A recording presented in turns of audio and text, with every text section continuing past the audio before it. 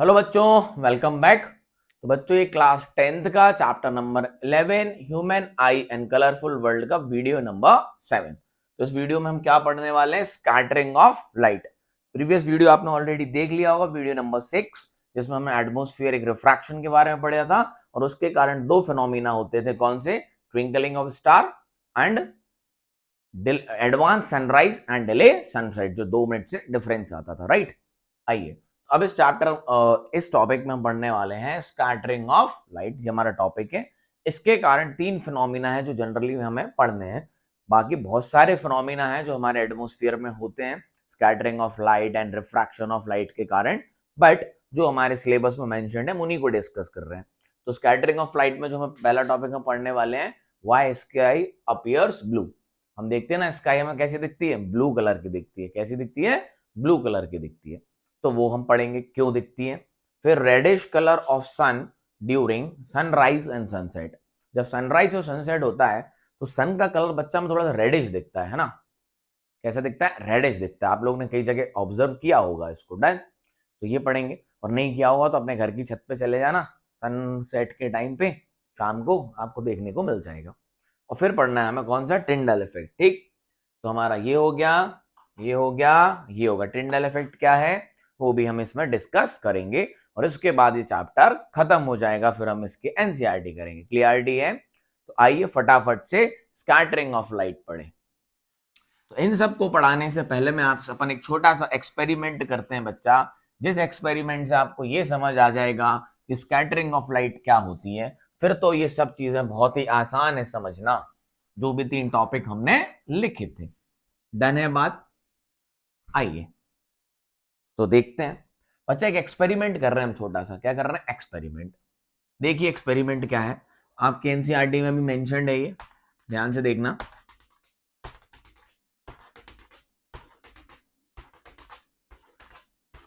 देखिए ये बच्चों एक बल्ब है, ठीक। यहां पर हमने एक कॉन्वेक्स लेंस लगा रखा है।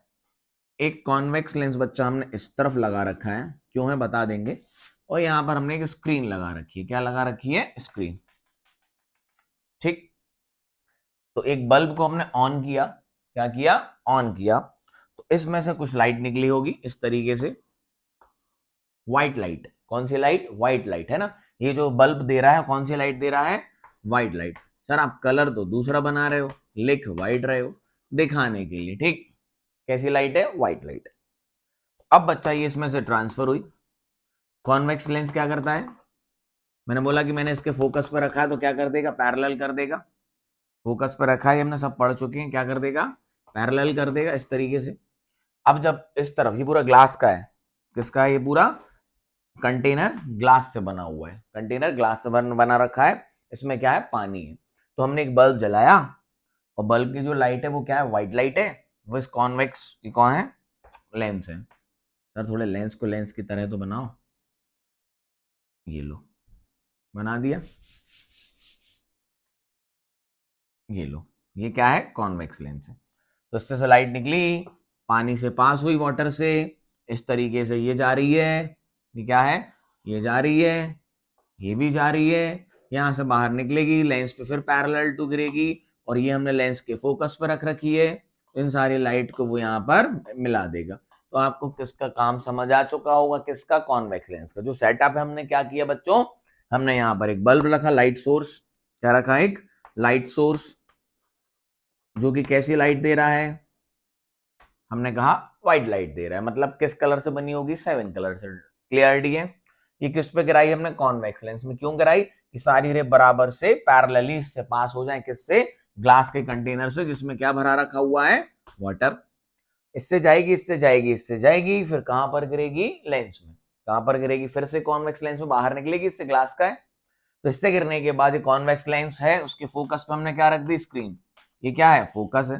Parallel to the principal axis आती है तो फोकस है, मीट करा दी। तो यहां से जो लाइट का जो कलर निकला था बच्चा, वही कलर हमें यहाँ पर दिख रहा था। मतलब जो कलर हमने यहाँ से लाइट का निकाला था वही कलर हमें वहां पर दिख रहा था। व्हाइट लाइट थी, व्हाइट दिख रही थी। डन। अब हमने क्या किया, इसमें हमने कुछ सोडियम के पार्टिकल डाल दिए। क्या डाल दिए बच्चा? सोडियम के पार्टिकल डाल दिए। सोडियम समझते हो क्या होता है? हाँ सर, एक सॉल्ट होता है। सोडियम के पार्टिकल डाल दिए।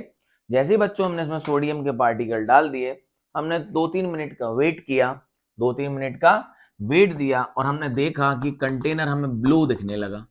क्या दिखने लगा? ब्लू दिखने लगा। ध्यान से सुनना क्या हुआ है।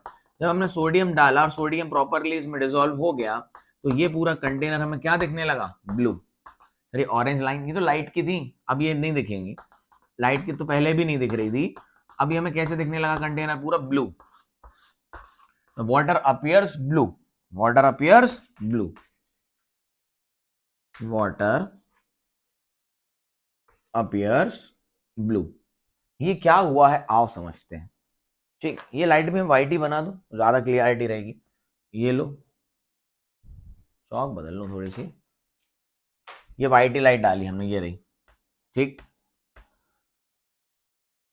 कलर क्लियर हो जाएगा थोड़ा सा, नहीं तो ज्यादा कलर आ गए। ये व्हाइट लाइट जा रही थी, इस तरीके से हमने दिखाई आपको, है ना। ये रही। तो पहले पानी हमें कैसा दिख रहा था? वाटर जैसे ही। जैसे हमने इसमें सोडियम मिक्स किया, हमने क्या मिक्स किया बच्चा? इसमें सोडियम मिक्स किया, तो ये वाटर हमें कैसा दिखने लगा? ब्लू से कलर का।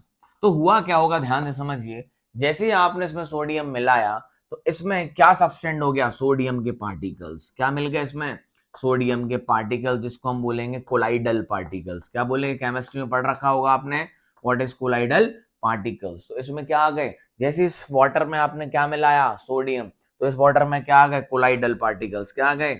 Colloidal particles. किसके? सोडियम की। क्या आ गए? Colloidal particles. बच्चा किसके पार्टिकल्स? सोडियम की। क्या बात समझ आई? तो अब ये जो व्हाइट लाइट आ रही थी, वो बच्चा कहां से पास होगी? वो कोलाइडल पार्टिकल से पास होगी। कोलाइडल पार्टिकल से टकराएगी। कोलाइडल पार्टिकल से टकराएगी। और उसने क्या किया? उस कोलाइडल पार्टिकल से लाइट टकराने के बाद ब्लू कलर स्कैटर्ड कर दिया, बिखेर दिया। कौन सा कलर? व्हाइट लाइट थी तो कितने कलर से बन के मिलती है? विवग्योर से। किससे? विवग्योर से। तो इन्होंने क्या कर दिया? इन्होंने ब्लू कलर स्कैटर्ड। क्या कर दिया? ब्लू कलर को बच्चा स्कैटर्ड कर दिया। क्या कर दिया? ब्लू कलर को स्कैटर्ड कर दिया। और जो कलर स्कैटर्ड हुआ, वही हमारी आंखों पे आया, और वो कलर हमें दिखने लगा। समझ में आया यहाँ पर क्या हुआ? तो यहाँ पर एक समरी समझते हैं बच्चा, और आप देखोगे यहाँ पर जो हमें कलर देखने को मिलेगा, वो हमें रेडिश कलर देखने को मिलेगा। क्या कलर देखने को मिलेगा? Reddish colour. मतलब ब्लू कलर यहाँ से स्कैटर्ड हो गया, है ना। सबसे ज्यादा कलर यहाँ पर जो स्कैटर्ड हुआ है वो ब्लू हुआ है, इसलिए वो आपको ब्लू दिख रहा है। तो कलर कौन सा स्कैटर्ड नहीं हुआ? रेड कलर स्कैटर्ड नहीं हुआ। तो यहाँ पर पहुंचा कौन सा कलर? Red colour. और हमें इस पर एक रेडिश डॉट दिखने लगा। मेरी बात को फिर से समझिएगा बच्चा, हुआ क्या? हमने एक लाइट का सोर्स लिया, हमने कॉन्वेक्स लेंसेज को पास करा दिया, तो वो सीधी हो गई लाइन और पानी से पास हो रही थी। तो इनिशियली जैसा वाटर दिखता है वैसा दिख रहा था। फिर हमने इसमें सोडियम के पार्टिकल मिला दिए, तो इस पूरे पानी में कौन से पार्टिकल डिसॉल्व हो गए? सोडियम के। अब जब लाइट आएगी तो वो किससे टकराएगी? सोडियम के पार्टिकल से। किससे टकराएगी? सोडियम के पार्टिकल से। तो सोडियम के पार्टिकल की साइज बहुत छोटी होती है बच्चा, जो उसमें मिल चुके हैं, जो उसमें डिसॉल्व होने के बाद वो हम उनको देख भी नहीं सकते, वो उसमें मिल चुके हैं, उसके अंदर हैं। Now this light strikes to this particle, इनसे टकरा के गई होगी। और जब ये लाइट इन पार्टिकल से टकराई होगी, तो उस पार्टिकल ने इस लाइट को किसी भी एक कलर को स्कैटर्ड कर दिया, किसी भी एक कलर को स्कैटर्ड कर दिया। और जो सबसे ज्यादा बच्चा कलर स्कैटर्ड हुआ, वो हुआ ब्लू कलर। वो कौन सा हुआ? Blue colour. तो वो आपको यहाँ पर दिखने लगा। और सबसे कम कौन स्कैटर्ड हुआ? बहुत ही कम, वो हुआ रेडिश कलर। वो कौन सा कलर हुआ सबसे कम स्कैटर्ड? Reddish colour. तो यहाँ पहुंचा कौन? रेड। तो हमें इस पर यहाँ पर क्या देखने लगा? Red dot. तो हमें एक बात यहाँ से समझ आती है, जब भी कोई लाइट किसी कोलाइडल पार्टिकल से स्ट्राइक करती है ना, उसको डिपेंड करती है वेवलेंथ पे भी। मैं यहाँ पर लिखता हूँ लाइट की वेवलेंथ, मैंने आपको बताई थी लाइट की एक वेवलेंथ होती है जिससे हम किसी भी लाइट को डिफाइन करते हैं। तो यहाँ अगर हम लिख दें वेवग्योर, तो इस तरफ, तो जब हम इस तरफ चलते हैं बच्चा तो वेवलेंथ बढ़ती है। तो सब है ना, जब हम इस तरफ चलते हैं तो वेवलेंथ क्या होती है? बढ़ती है, राइट। तो रेड की वेवलेंथ क्या होती है? सबसे ज्यादा। और वॉयलेट की वेवलेंथ क्या होती है? सबसे कम। तो ये जो कलर होते हैं सबसे छोटी वेवलेंथ के, तो जो इन कोलाइडल पार्टिकल्स की साइज होती है, वेवलेंथ काय की यूनिट है, लेंथ की यूनिट है, साइज की यूनिट है, लेंथ की, है ना। तो जो इनकी साइज मतलब वेवलेंथ की साइज होती है लाइट की, और कोलाइडल पार्टिकल की जो साइज होती है वो अप्रोक्सीमेटली इनकी वेवलेंथ के बराबर होती है। तो ये जो कोलाइडल पार्टिकल, जिस कलर की लाइट स्कैटर्ड होगी वो डिपेंड करता है कोलाइडल पार्टिकल्स की साइज पे। समझ में आया? कौन सी लाइट स्कैटर्ड होगी इनको टकराने के बाद, वो किस पे डिपेंड करता है, size of the colloidal particle जिससे वो टकराए। तो किस वेवलेंथ की लाइट, इसकी वेवलेंथ सबसे कम है, इसकी वेवलेंथ सबसे ज्यादा है ना।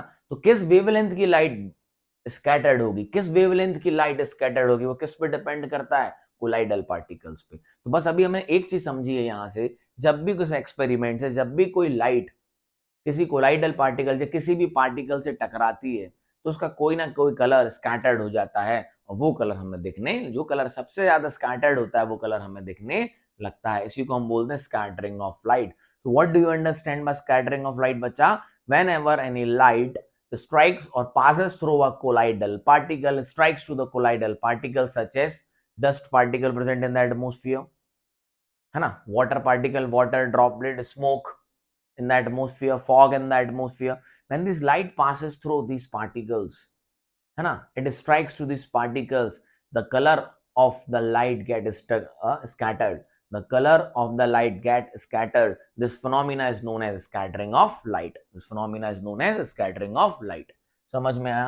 अब वो कौन सा कलर स्कैटर्ड करेगी, वो डिपेंड करता है वेवलेंथ ऑफ लाइट पे, और कौन सा कलर स्कैटर्ड होगा वो किस पे डिपेंड करता है, लाइट किस वाले पार्टिकल की, किस साइज के पार्टिकल से टकराई। क्या बात समझ में आई? यस और नो? आओ अब हम पहला फिनोमिना पढ़ते हैं। आई होप आपको क्लियर हो चुका होगा कि स्कैटरिंग ऑफ लाइट क्या होती है। अब 2 मिनट का काम है, फटाफट समझ जाओगे सब। चलिए, why sky appears blue, why sky appears blue, give me the answer. अब आप खुद आंसर दे सकते हैं, है ना। अब तो आसान हो गया। सर ब्लू कलर स्कैटर्ड होगा, लाइट सन से आती है, एटमोस्फियर में एंटर होती है, ये हमारा अर्थ है, ये हमारा एटमोस्फियर। स्काई बोल लो, क्या बोल लो, स्काई बोल लो। सर सन से लाइट आई, सन की लाइट व्हाइट लाइट होती है, जब हमारे एटमोस्फियर में एंटर करी तो ये किससे टकराएगी, एटमोस्फियर के पार्टिकल से। कौन है, फॉग है, डस्ट पार्टिकल है ना, वाटर वेपर है, वाटर ड्रॉपलेट्स हैं, ठीक है, बहुत सारे different types of suspended particle हैं, different types of suspended particles हैं।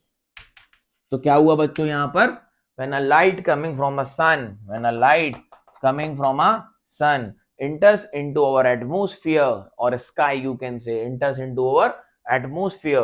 Our sky or atmosphere contain different types of dust particle, fog, moisture, है ना, water vapors, water droplets, different types of suspended particles. So when a light strikes to these particles, its blue color get scattered. कौन सा colour, blue color। क्यों? क्योंकि इन particles की जो wavelength होती है, इन पार्टिकल्स की जो साइज होती है, इन पार्टिकल्स की जो साइज होती है, उसकी साइज अप्रोक्सीमेटली इन कलर्स के जैसी होती है, blue colour, violet, indigo, blue. तो सबसे ज्यादा कलर कौन सा स्कैटर्ड होता है बच्चा, ब्लू कलर। सबसे ज्यादा कौन सा कलर स्कैटर्ड होता है, ब्लू कलर। ब्लू कलर क्यों स्कैटर्ड होता है, बिकॉज जो ये पार्टिकल्स हैं इनकी साइज ब्लू कलर की लाइट की वेवलेंथ के ऑर्डर के बराबर होती है। वेवलेंथ क्या होता है, मैं आपको एक्सप्लेन और पहले कर चुका हूं, है ना। आपको बस ये याद रखना, डिफरेंट डिफरेंट लाइट उनकी वेवलेंथ पे उनका कलर डिपेंड करता है। एक प्रॉपर्टी है जनरली, समझ लीजिए वेवलेंथ लाइट की। तो ये जो डस्ट पार्टिकल्स की साइज होती है वो इसके ब्लू लाइट के वेवलेंथ के बराबर होती है, और जब ये लाइट इस पे टकराती है तो कौन सा कलर स्कैटर्ड हो जाता है, ब्लू कलर। कौन सा कलर स्कैटर्ड हो जाता है, ब्लू कलर। कौन सा बच्चों, ब्लू कलर। तो हमें स्काई कैसी दिखने लगती है, और ये ब्लू कलर स्कैटर्ड होकर कहाँ आता है, हमारी आंखों पे, और हमें हमारी स्काई कैसी दिखती है, ब्लू कलर की। क्या बात समझ में आई, यस और नो? बच्चा अगर अर्थ एटमोस्फियर ना होता ना, तो डस्ट पार्टिकल ना होते तो स्काई हमें ब्लू नहीं ब्लैक दिखती। क्या होती, ब्लैक। अगर कोई स्पेस में उड़ रहा है, अगर कोई स्पेस में उड़ रहा है तो या उसको यहाँ क्या दिखेगा, ब्लैक। क्या दिखेगा, ब्लैक, क्योंकि ये जो कलर है स्कैटर्ड होकर कहाँ आया है, यहाँ। कहाँ आया है, यहाँ। ऊपर तो यहाँ कोई लाइट ही नहीं है, तो यहाँ क्या दिखेगा, ब्लैक दिखता है। समझ में आया? तो जो भी स्पेसशिप्स में ऊपर है ना, उनको ऊपर से ऊपर सब उनको अपने अर्थ के ऊपर की चीजें सब क्या दिखती हैं, ब्लैक। और हम अर्थ के नीचे मतलब अर्थ के एटमोस्फियर के अंदर है, तो एटमोस्फियर कैसा दिखता है, ब्लू। अगर हम एटमोस्फियर के बाहर चले जाएं, ऊपर चले जाएं, तो कैसा दिखने लगेगा, ब्लैक। समझ में आया? क्योंकि सब वहां पर कोई स्कैटरिंग हो ही नहीं रही है, क्योंकि वहां पर पार्टिकल नहीं है, तो वहां पर सब ब्लैक अपीयर होता है। क्या बात समझ आई? क्लियर है? लिख सकते हो। कैसे लिखोगे? When a sunlight enters into our atmosphere contain different types of dust particles, मतलब dust particles, different types of suspended particles, water vapor, moisture, water droplets, fog. So when this light strikes to these particles, its color, blue color, get scattered and the sky appears blue. Done है? लिख सकते हो अपनी language में, हाँ कि ना, समझ गए। नेक्स्ट टॉपिक, नेक्स्ट टॉपिक कौन सा है, रेडिश कलर ऑफ सन। ये मिटा दूं स्कैटरिंग ऑफ लाइट अब? हाँ सर मिटा दीजिए। Let me once check the video running और नॉट।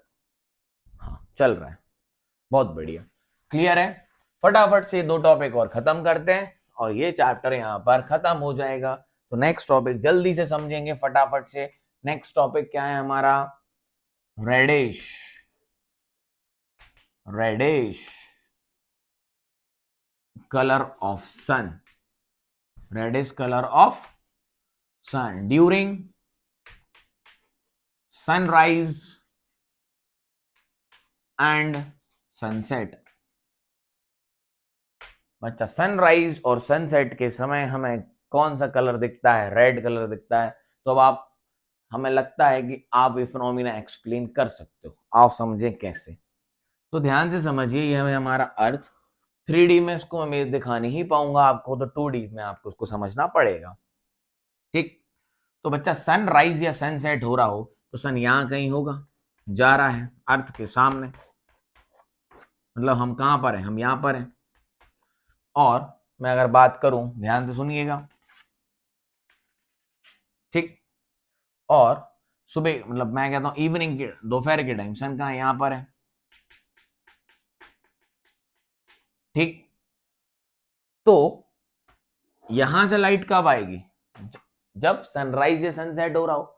और यहां से लाइट कब आएगी सन की, जब आफ्टरनून हो, यस और नो।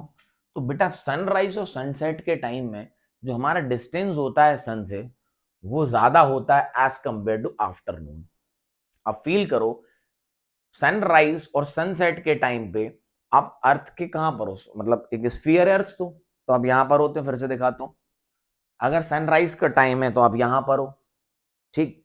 तो लाइट को आप तक आने में कितना डिस्टेंस ट्रेवल करना पड़ता है, ये आफ्टरनून के मुकाबले। आफ्टरनून में आप कहां हो, ध्यान फील करना, आफ्टरनून में आप यहां हो, देखो ये बॉल है। आफ्टरनून में मतलब दोपहर में 12 बजे आप कहां हो, यहां पर हो। और आप सुबह 6 बजे कहां हो, यहां पर हो। तो अर्थ के रेडियस के बराबर, जो भी अर्थ का रेडियस है, कितना है अर्थ का रेडियस, 6400 किलोमीटर, ये अर्थ का रेडियस है। तो इवनिंग के टाइम पे और मॉर्निंग के टाइम पे, मतलब सनराइज के टाइम पे और सनसेट के टाइम पे, अगर ये सनराइज है तो इस तरफ क्या हो जाएगा, सनसेट।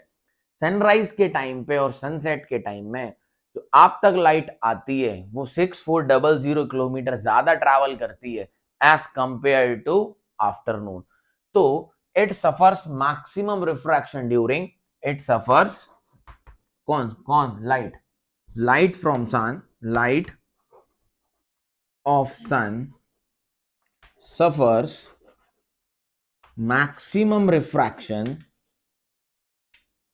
रिफ्रैक्शन बोले स्कैटरिंग, या फिर ऐसा लिख लो, लाइट ऑफ सन ट्रेवल्स, बहुत बहुत उसमें समझा रहा हूं मैं आपको डिटेल में। Light of sun travel more distance, more distance during sunrise and sunset, during sunrise and sunset. क्या बात समझ में आई? During evening and morning means during sunrise and sunset the light coming from the sun travels more distance as compared to afternoon, therefore it suffers, it strikes to more particles। क्यों? जितना ज्यादा travel करेगी उतने ज्यादा suspended particle से वो आएगी। तो आफ्टरनून हमें ज्यादा उसमें डीपली नहीं जाना है। इवनिंग और आफ्टरनून में जो क्या होता है, स्कैटरिंग होती है। क्या होती है? लाइट की स्कैटरिंग वो बहुत ज्यादा होती है। ध्यान से समझना, मॉर्निंग और इवनिंग के टाइम पे जो सनलाइट हमारे तक आती है उसमें स्कैटरिंग क्या होती है? उस समय उसमें स्कैटरिंग ऑफ लाइट होती है। और कौन सा कलर स्कैटर्ड हो जाते हैं?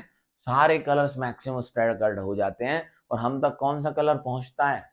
Red colour. कौन सा कलर पहुंचता है? Red colour. तो इसलिए सन हमें कैसा दिखता है? रेडिश कलर का। फिर से समझिए, when a light travels to us in the morning or in the evening, the scattering of light is maximum at that time. The scattering of light is maximum at that time. Therefore, the maximum light gets scattered of sun and red light reaches to us. Therefore, sun appears red. हमें वही colour दिखता है जो हमारी आंखों पे आता है। तो इवनिंग और मॉर्निंग के टाइम पे जब सन की लाइट हम तक पहुंचती है तो उसके मैक्सिमम कलर स्कैटर्ड हो जाते हैं। और मतलब बहुत सारे कलर स्कैटर्ड हो जाते हैं। ब्लू हो गया, विवगियर हो गया। तो हमारी आंखों तक कौन सा कलर पहुंचता है बच्चों? हमारी आंखों तक रेड कलर पहुंचता है। इसलिए वो हमें कैसा दिखता है? रेड कलर का। समझ में आया क्या फिनोमिना है? Scattering of light. So when the light at the time of sunrise and the sunset, the maximum light of the sun get scattered and the light only a red light whose wavelength, क्योंकि red सबसे कम scattered होता है। क्यों? ये और समझ लो फिर से। VIVGYOR ये व्हाइट लाइट के कलर्स होते हैं, हम ऑलरेडी पढ़ चुके हैं। सबसे कम वेवलेंथ किसकी? वॉयलेट की। सबसे ज्यादा वेवलेंथ किसकी? रेड की। तो वो जिसकी वेवलेंथ ज्यादा होती है वो कम स्कैटर्ड होता है, याद रखना। जिसकी वेवलेंथ ज्यादा होती है वो कम स्कैटर्ड होता है। इसलिए सनराइज और सनसेट के टाइम में ये मैक्सिमम कलर स्कैटर्ड हो जाते हैं। ये जिससे व्हाइट लाइट बनी है वे violet, indigo, blue, green, yellow, ये क्या हो जाते हैं? स्कैटर्ड हो जाते हैं। सबसे ज्यादा वेवलेंथ किसकी है? ऑरेंज और रेड की। तो सन हमें रेडिश अपीयर होता है क्योंकि ये वाला कलर हम तक पहुंचता है। ये क्या हो जाते हैं? स्कैटर्ड हो जाते हैं। क्लियरिटी है? लिख सकते हो अपनी लैंग्वेज में। डन? आगे बढ़े। Okay. so during evening and morning the colors of the white light coming from the sun get scattered and the red light of the sun remaining reaches to our eye. Therefore, the sun appears red. And why red light only reaches to us? Because the light of a red, because the wavelength of the red light is maximum more as compared to the other light. So whose wavelength is more? It is scattered less. इसलिए याद करो, जो भी हम हमारे towers पे signal लगाते हैं, आपने देखा होगा जो भी हमारे टावर्स पे सिग्नल लगे होते हैं वो रेड लाइट एमिट करते हैं। कौन सी लाइट? आपने देखा होगा मोबाइल वगैरह के टावर्स, उन पर रेड लाइट लगी होती है। क्या लगी होती है? Red light. क्योंकि ये अगर किसी तक सिग्नल पहुंचाए तो रेड लाइट पहुंच जाए। क्योंकि अगर दूसरी लाइट होगी वो स्कैटर्ड कर जाएगी, पहुंचेगी नहीं, तो दिखेगा ही नहीं कि वहां क्या था और आके टकरा जाएगा। तो रेड लाइट दिखती रहती है। क्यों? क्योंकि ये बहुत कम स्कैटर्ड होती है as compare to other light. Visible region में। कौन से रीजन में? विजिबल। क्यों? अरे विजिबल रीजन में तो होनी चाहिए ना लाइट। और विजिबल रीजन कौन सा है बच्चों? हमारा वेवग्योर। विजिबल रीजन कौन सा है हमारा? वेवग्योर। यही लाइट हम देख सकते हैं जो इस वेवलेंथ की रेंज में आता होगा ना, 400 नैनोमीटर से लेके 700 नैनोमीटर तक। इस रेंज में जितनी वेवलेंथ की लाइट आती है बेसिकली यही आती हैं, वही हमें दिखती हैं। इसी को हम बोलते हैं हमारा विजिबल रीजन। तो सबसे कम कौन स्कैटर्ड होगा इनमें से? रेड। दूसरी और भी लाइट है जो और कम स्कैटर्ड होंगी, लेकिन बच्चा वो देखेंगे ही नहीं। समझ आया? तो पहले इन्हीं को यूज कर सकते हैं देखने के लिए, सिग्नल्स के लिए। तो हम कौन सा सिग्नल के लिए रेड, कौन सी ये वो रेड सिग्नल नहीं है ट्रैफिक वाला, ये वो सिग्नल है जो टावर या बड़ी बड़ी बिल्डिंग्स पे लगाया जाता है, क्योंकि ऊपर से कोई फ्लाई कर रहा हो एरोप्लेन वगैरह तो देख ले कि यहाँ पर कुछ है, तो यहाँ पे जाना नहीं है, खतरा है। तो कौन सी लाइट लगाएंगे? रेड लाइट, क्योंकि ये आपकी आंखों तक पहुंच जाएगी, कम से कम स्कैटर्ड होती है। ये वाली लगा देते वॉयलेट, इंडिगो, ब्लू, तो स्कैटर्ड ही हो जाती, दिख ही नहीं रहेगी वहां पर लाइट। समझ आया? समझ आया फंडामेंटल? Yes sir. आइए last topic of this video as well as of this chapter, that is Tyndall effect. That is Tyndall effect.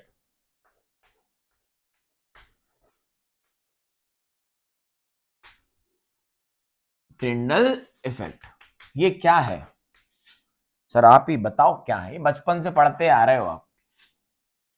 बच्चा, लाइट हमें दिखती है? नहीं दिखती। लाइट हमें दिखती है? नहीं दिखती। लेकिन मैं आपसे कहूं एक रूम को पूरा बंद करिए, है ना, सनलाइट निकली हुई है बाहर, दोपहर का टाइम है ना, और इस रूम में थोड़ा सा फॉग होना चाहिए। मैं कह रहा हूं थोड़े से डस्ट पार्टिकल्स होना चाहिए। क्या होना चाहिए? थोड़ा सा फॉग होना चाहिए, डस्ट पार्टिकल्स होना चाहिए। ये रूम है पूरा क्लोज्ड है, अभी बाहर दिन का टाइम है, सनलाइट निकली हुई है। इसमें छोटा सा पिन पॉइंटेड होल कर दीजिए। क्या कर दीजिए? Very tiny hole. क्या कर दीजिए? Very small hole, tiny hole कर दीजिए इसमें एक। तो यहां से जब सनलाइट एंटर करेगी, इसको थोड़ा यहां बनाता हूं मैं आपसे क्या कह रहा हूं, एक ये पूरा रूम है, समझाने का तरीका है, समझिए। इसके अंदर डस्ट पार्टिकल सस्पेंडेड है, फॉग वगैरह है, जो भी है। तो मैं कह रहा हूं यहां छोटा सा क्या कर दीजिए? टाइनी होल कर दीजिए। अब क्या होगा? सनलाइट इसे एंटर करेगी, सनलाइट इसे एंटर करेगी। तो बच्चा, जब सनलाइट इस होल से एंटर करेगी तो इसमें रूम में जो पार्टिकल्स हैं उनसे टकराएगी, और इस जो लाइट का पाथ है आपको विजिबल हो जाएगा। क्या होगा? लाइट का पाथ आपको विजिबल हो जाएगा। यहाँ पे, यहाँ नहीं दिख रही थी सनलाइट, मैंने बोला यहाँ से सनलाइट आ रही है, आ रही है, आ रही है, आ रही है, आ रही है, और जैसे रूम में गई सनलाइट आपको दिखने लगी। देखा होगा कभी आपने, है ना, रूम में जब कहीं पिन पॉइंटेड होल में से सनलाइट आती है और अगर आप रूम में डस्ट पार्टिकल्स हैं तो उनका मोशन भी दिखने लगता है। ये डस्ट पार्टिकल क्या कर देते हैं? लाइट को स्कैटर्ड कर देते हैं। लाइट को क्या कर देते हैं? स्कैटर्ड कर देते हैं। उसके कारण लाइट का पाथ विजिबल करा देते हैं। क्या करा देते हैं? ये खुद भी विजिबल हो जाते हैं उसमें थोड़े थोड़े से, और लाइट का पाथ विजिबल करा देते हैं। इसको हम बोलते हैं टिंडल इफेक्ट। क्या बोलते हैं? Tyndall effect. बेसिकली आपको बहुत ज्यादा कहां देखने को मिलेगा? फॉरेस्ट में। कहां देखने को मिलेगा? फॉरेस्ट में। जब भी सनलाइट फॉरेस्ट में एंटर करती है ना, और थोड़ा सा फॉगी माहौल हो, है ना, हिमाचल में जाइए कभी घूमने के लिए, तो वहां पर एक फॉगी माहौल होता है, जैसे लाइट, मतलब बरसात भी हो जाए, है ना, फॉग भी हो, तो जब सनलाइट निकलती है ना तो छोटे छोटे से वहां से कैनोपीज बन जाते हैं। कैनोपी समझते हो? ट्री के पत्ते होते हैं, उसमें छोटे छोटे से होल्स बन जाएंगे। यहाँ से देखो तो ट्री के पत्तों में से लाइट दिखेगी, है ना, ट्रीज, बहुत सारी ट्रीज लगी होती हैं, तो छोटी छोटी सी स्पेस बन जाती है उनके बीच में, जिसको हम कैनोपीज बोलते हैं। तो जब लाइट उन स्पेस में से आती है तो लाइट का पाथ विजिबल हो जाता है। Light path get visible. Light path get visible and this effect is known as Tyndall effect. तो मैं इसको explain कर देता हूं। when a light strikes to the suspended particles, dust particles, water droplet moisture suspended in our atmosphere or any other places, when the light strikes to this particle, the light gets scattered, and the path of light gets visible, this phenomena is known as Tyndall effect. फिर से बोलता हूं, लिख लीजिएगा, note कर लीजिएगा, pause करके कर लेना। फिर से बोलता हूं slowly. when a light strikes to the dust particles, moistures or fog or smoke, when a light strikes to the suspended particles, fog, smoke, moistures, dust particles, the light get scattered, and the path of light get visible, clarity है? This phenomena is known as Tyndall effect. इसकी image search करना Google पे Tyndall effect की, तो आपको Tyndall effect दिख जाएगा कि जो path beam of light, light होती ना, उसकी बीम दिखने लगेगी आपको कि यार लाइट यहां से आ रही है ना। फॉरेस्ट वगैरह में देखना, सनराइज के टाइम वगैरह पे थोड़ी सी फॉग जैसा नेचर हो तो आपने मूवीज वगैरह में देखा होगा, सनलाइट विजिबल हो जाती है आपको, है ना, क्या हो जाती है, विजिबल हो जाती है। इसी को हम क्या बोलते हैं, रूम्स वगैरह में तो आपने देखा ही होगा कई बार प्रैक्टिकली, आपके रूम वगैरह में अगर छोटा सा टाइनी होल हो और सनलाइट अगर उसमें से एंटर कर रही हो तो उस लाइट का पाथ दिखता है आपको, जिसमें थोड़े छोटे से डस्ट पार्टिकल्स मूव करते हुए दिखते हैं, ना। इस फिनोमिना को हम क्या बोलते हैं, Tyndall effect. I hope all this parameters are clear to you with respect to scattering of light. So बच्चा, this is all about this chapter. This is all about this chapter.